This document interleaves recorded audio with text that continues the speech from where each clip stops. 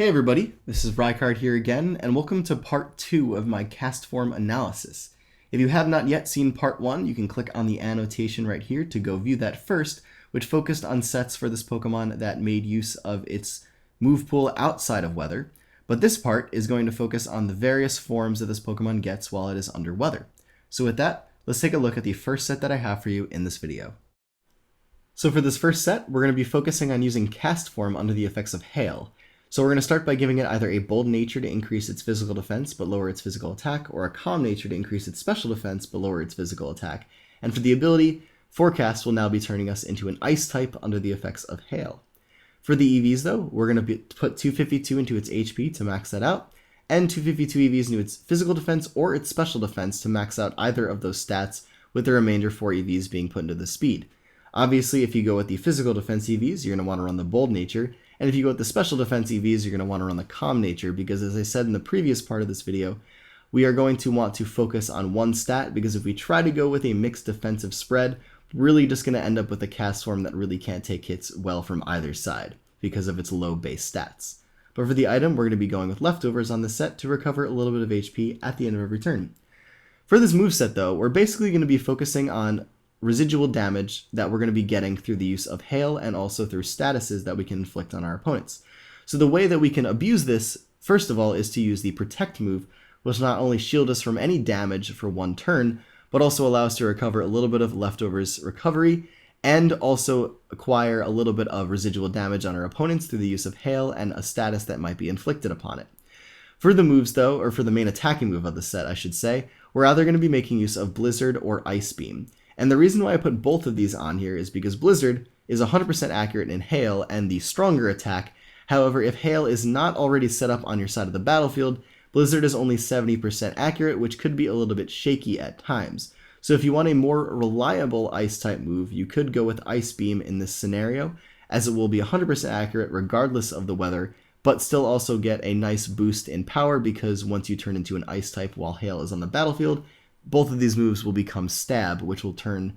make their power even more amplified.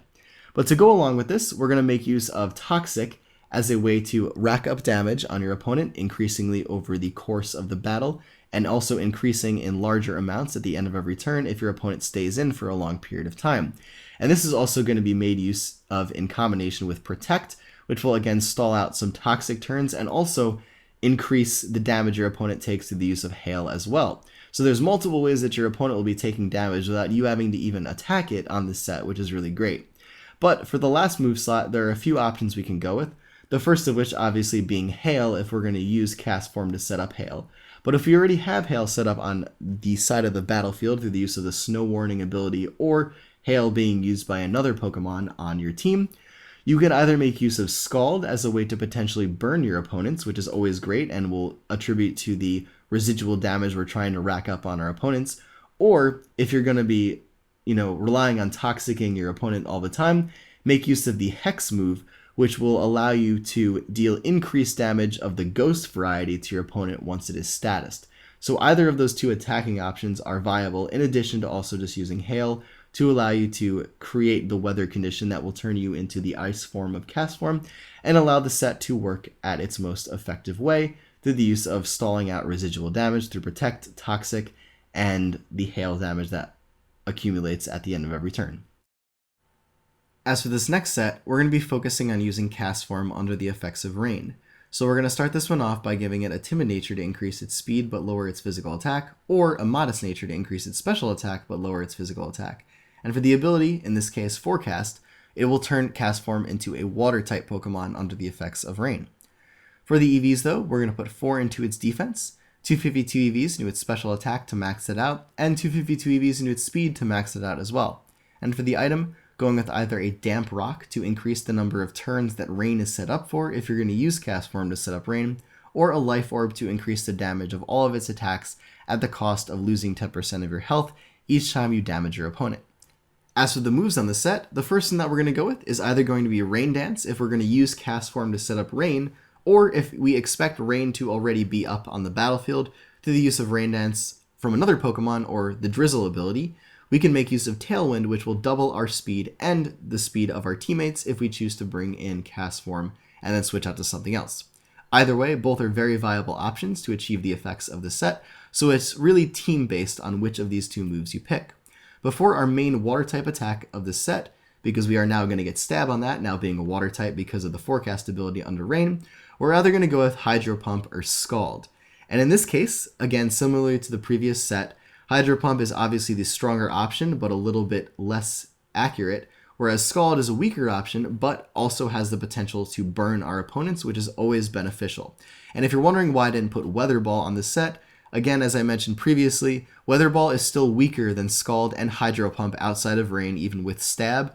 and Hydro Pump is obviously stronger than Weather Ball. If you really want 100% accuracy and a slightly less powerful move, I suppose you could use it, but I still think Hydro Pump and Scald are the better options here. But to also benefit from the use of rain, we're going to make use of Thunder, which is 100% accurate in rain and also has a 30% chance to paralyze our opponents, which is amazing. And also Hurricane, which is another move that is 100% accurate in rain and has a chance to confuse your opponents. So there are a ton of statuses that can be inflicted through the use of this set if you're going to run Scald as well, being, burn from Scald, paralysis from Thunder, and also confusion from Hurricane. So there's a lot of really cool utility built into the set, even if you don't get the chance to set up rain, which is awesome. But if you do get it set up, you're going to have a lot of powerful attacks that are going to be very accurate, which normally wouldn't be, which is amazing, and also give you a ton of type coverage capable of hurting a variety of Pokemon on your opponent's side of the field. And personally, I think this is the best weather set for this Pokemon that it can use,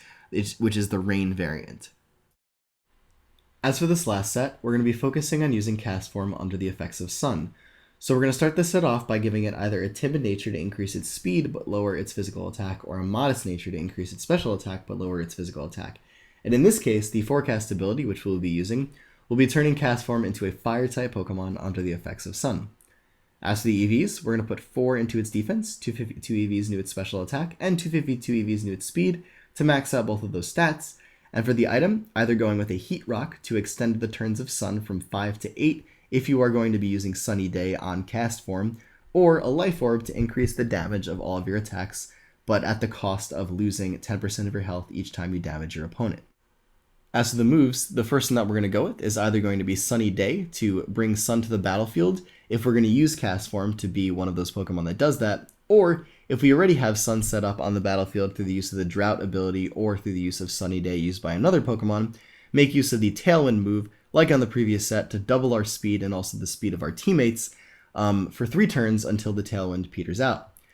As for the attacking moves though, the first one we're going to go with is going to be Fire Blast, which is going to be a strong Fire-type attack to make use of that will not only be stabbed now that you are a Fire-type Pokemon, but will also be boosted by the Sun. And to be used in combination with this, we are going to make use of Solar Beam, which is a very powerful Grass-type move that, under the effects of Sun, has no charge turn, meaning that you can use it as freely as you would like to. And with these two moves in combination with each other, you get very, very good type coverage. However, there are still a few Pokemon that will resist this coverage, namely other fire types, so the last move on the set is designed to hit those super effectively, which will come in the form of Hidden Power Ground or Hidden Power Rock. And both of these options are viable for hitting fire types, and it's really whichever type coverage you would like for the additional super effective type coverage you get through the use of Hidden Power Ground or Rock. So for example, with Hidden Power Ground, you also get the addition of being able to hit Poison types super effectively, and with Hidden Power Rock, you also get the addition of being able to hit Flying types super effectively. So it's really whichever one you choose to use. Both are viable options, but mainly there to hit Fire types super effectively that would normally be resisting the Fire Blast or Solar Beam. So this would be the definitive Sun-based set to use with Castform that turns into a very powerful Fire-type attacker to be used on your side of the field. But anyways, everybody, that is it for this 2-part series on Castform. I hope you enjoyed both the sets for the normal version of Castform and the weather versions of Castform. And as always, take care, goodbye, and I will see you all next time.